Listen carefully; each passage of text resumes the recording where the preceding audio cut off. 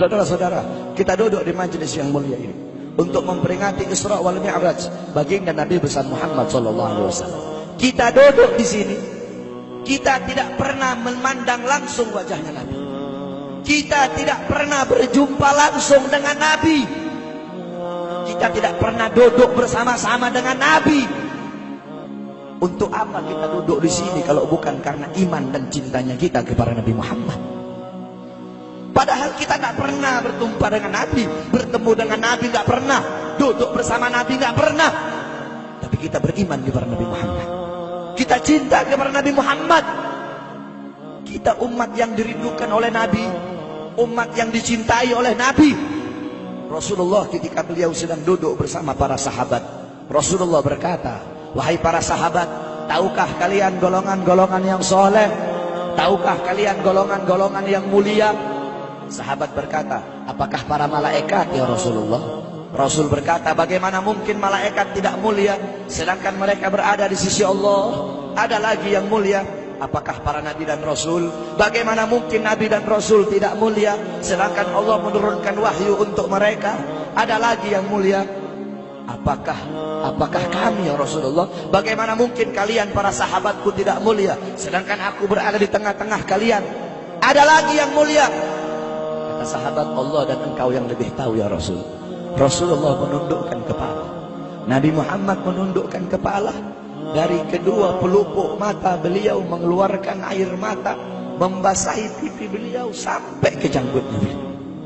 Beliau menundukkan kepala sambil menangis dan beliau berkata, golongan yang mulia ini, golongan yang soleh ini, mereka golongan-golongan yang adanya nanti di akhir zaman. Mereka tidak pernah duduk bersamaku, mereka tidak pernah memandang wajahku, mereka tidak pernah mendengar langsung kata-kataku, akan tetapi mereka beriman kepadaku, kata Rasul. Mereka umat yang aku rindukan, mereka umat yang aku cintai. Tuba liman yarani wa amana bi, wa tuba summa tuba liman lam yarani wa amana bi. Sungguh beruntung orang-orang yang beriman kepadaku, kemudian orang-orang yang melihatku kemudian beriman kepadaku. Dan sungguh beruntung, dan sungguh beruntung, dan sungguh beruntung. 3 kali keberuntungan, 3 kali kemuliaan bagi orang-orang yang tidak pernah melihatku, akan tetapi mereka beriman kepadaku. Siapa? Kita umat Nabi Muhammad SAW. Kita tidak pernah memandang wajah Nabi, tidak pernah berkumpul dengan Nabi, tapi kita beriman kepada Nabi Muhammad. Apalagi kita umat Islam Indonesia.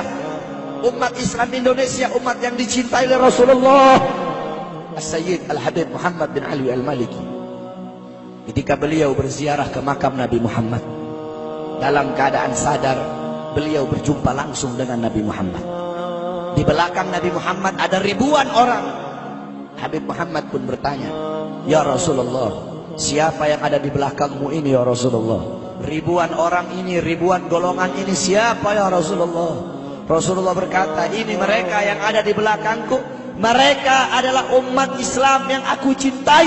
Mereka umat Islam yang ada di Indonesia, kata Rasulullah SAW. Kita dicintai oleh Rasul. Kenapa? Coba kita lihat di Indonesia, saudara-saudara.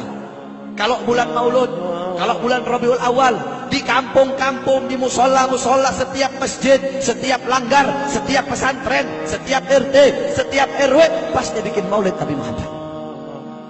Kalau udah bulan Rajab, setiap pesantren, musola, masjid, kampung, RT, RW, pasti bikin Isra wal Mi'raj sebagai Nabi besar Muhammad. Negara-negara yang lain, tempat-tempat yang lain tidak seperti kita, saudara-saudara. Makanya kita menjadi umat yang dicintai oleh Rasul, umat yang dimuliakan oleh Nabi Muhammad, umat yang dirindukan oleh Nabi Muhammad SAW. Allah berkata dalam Al-Quran, laqad ja'akum rasulun min anfusikum azizun alaihi ma'anittum harisun alaikum bil mu'minina raufur rahim.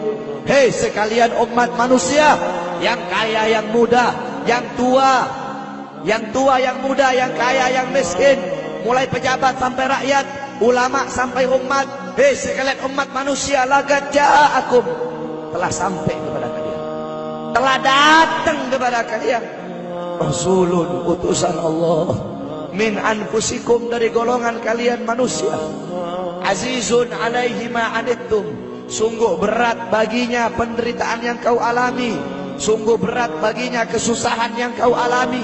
Sebelum kalian susah, dia lebih dahulu susah.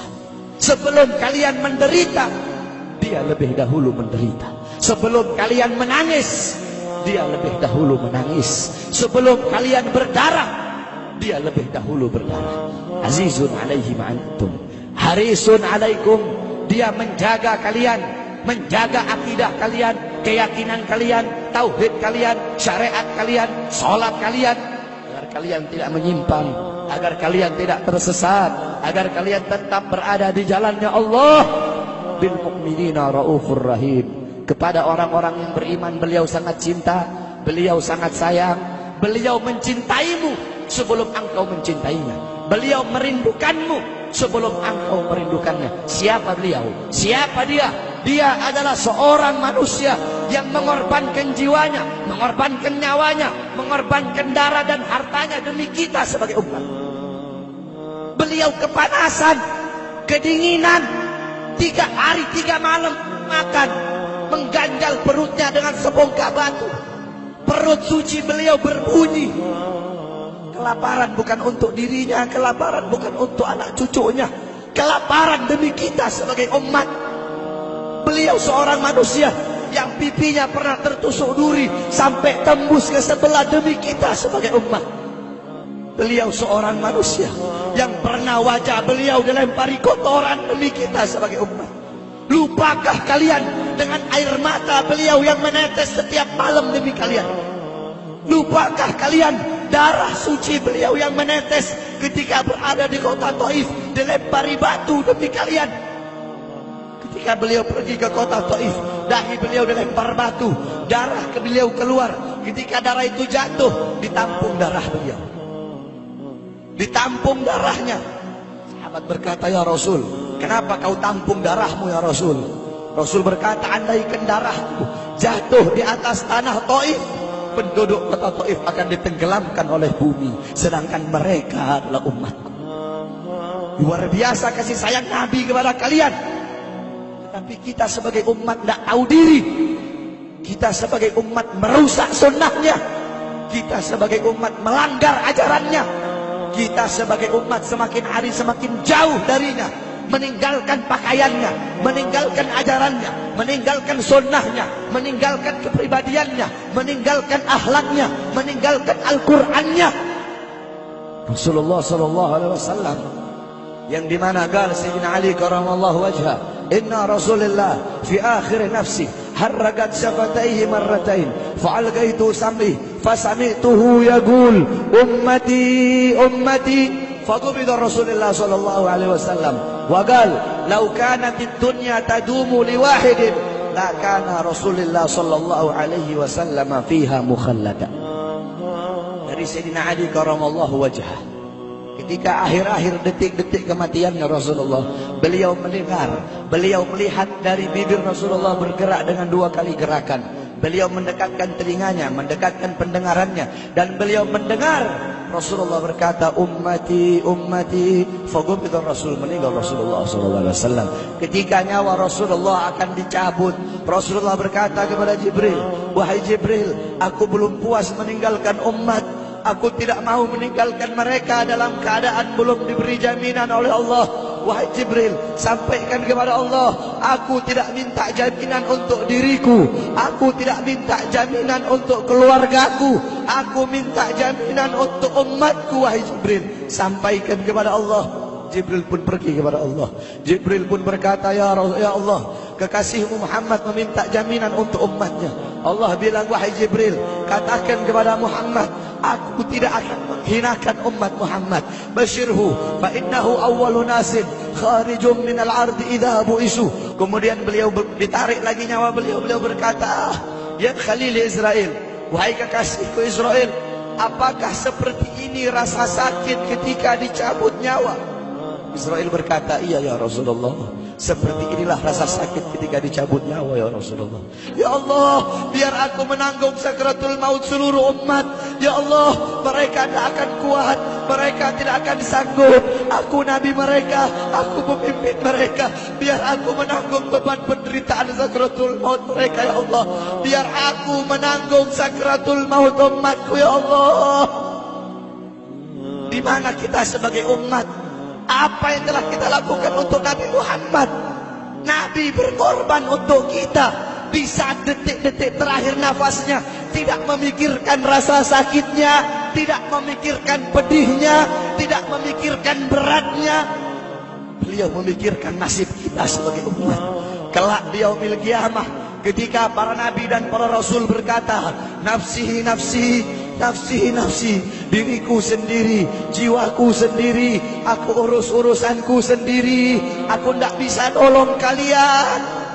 Ketika para nabi dan rasul, mereka tidak bisa menolong kita. Rasulullah Muhammad ibn Abdullah, Nabi Muhammad bersujud kepada Allah, Nabi Muhammad bertekuk lutut, beliau bermohon kepada Allah.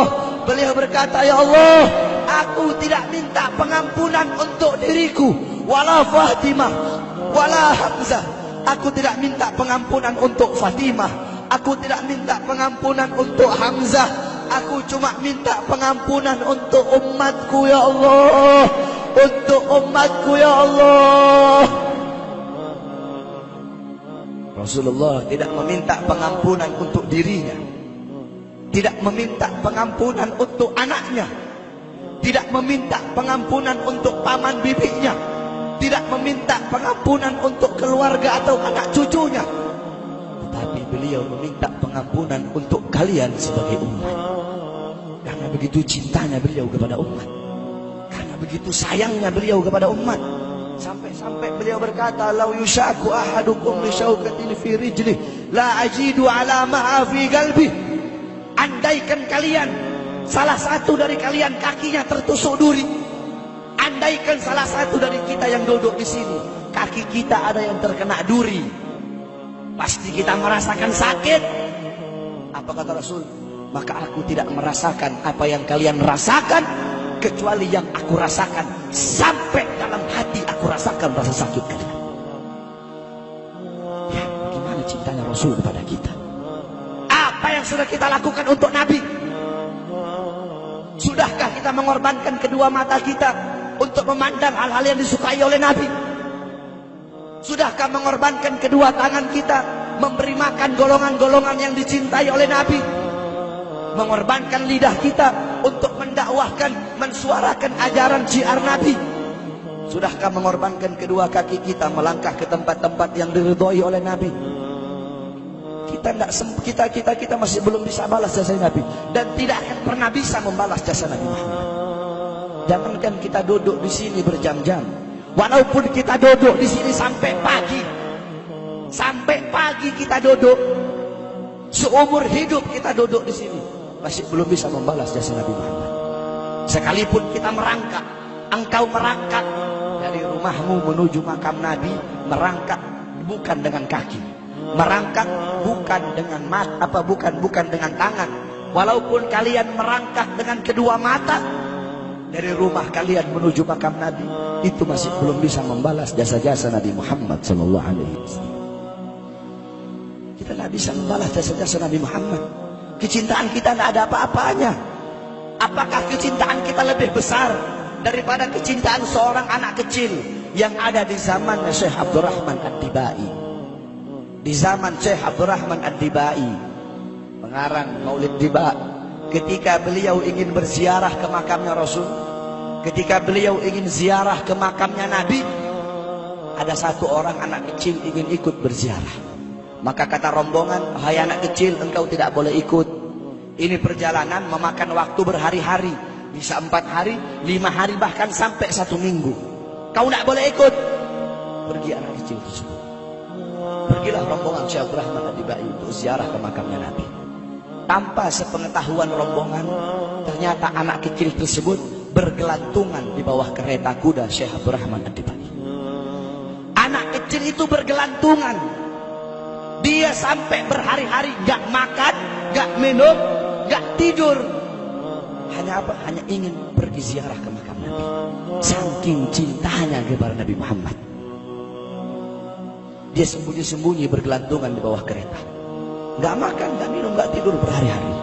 Sampai ketika sampai di Madinah, itu anak kecil jatuh. Itu anak kecil terjatuh. Rombongan bilang, bukan ini anak kecil yang waktu itu mau ikut. Berarti sudah berhari-hari dia di bawah kereta ini. Dia gak makan, dia gak minum, dia gak tidur. Anak kecil itu berlari. Anak kecil itu berlari sampai dia jatuh. Saking bahagianya, dia sudah sampai di Madinah. Dia ambil debu-debu Madinah, pasir Madinah dia ambil, dia usapin ke mukanya. Saking bahagianya, sampai itu anak mati.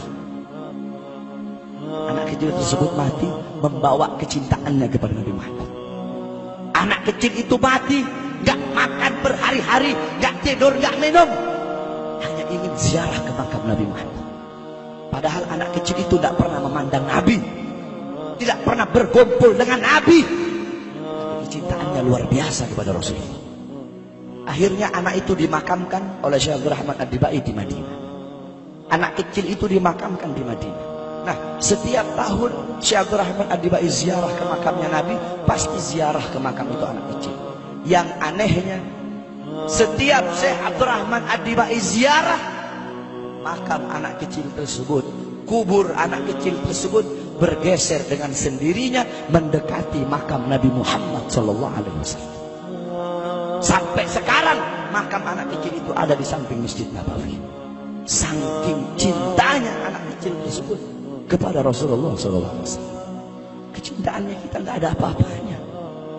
Kita tiap hari maksiat, tiap hari berbuat dosa, melakukan hal-hal mungkarat, dhalalat, sayyiat. Takutlah kita kepada Allah. Kembalilah ke ajaran Nabi Muhammad. Jadikan beliau sebagai teladanmu, jadikan beliau sebagai pedomanmu. Hidupkan rumah tanggamu dengan ajaran beliau. Hidupkan kampungmu dengan dengan ajaran dan sunnah beliau. Jadikan rumah tanggamu rumah tangga Sayyidina Muhammad, kampungmu kampung Sayyidina Muhammad, desamu desa Sayyidina Muhammad, kotamu kota Sayyidina Muhammad sallallahu alaihi wasallam.